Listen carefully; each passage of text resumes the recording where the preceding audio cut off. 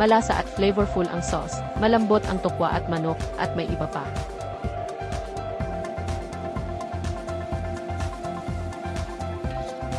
Puso ng baboy, hiniwa at pritong nakahanda, espesyal na sauce, may sabaw ng manok din, chef gamit ang kutsara at maliit na mangkok, ibuhos pabalik-balik para magsama ang sauce at sabaw, dumikit sa puso ng baboy.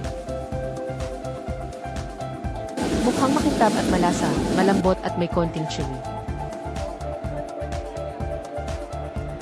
Lubos na inirerekomenda, maanghang, sobrang sarap.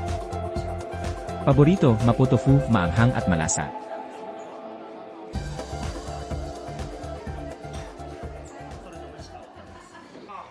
Kasama ang chicken rice nila, presko at malagkit, matandang tindahan sa Zhongshan. Salamat sa espesyal na lutuang Taiwan, 40 taon, mga waiter sa tindahan, halos lahat nasa tamang edad, matandang may-ari, 80 anyos, dumadating pa rin araw-araw.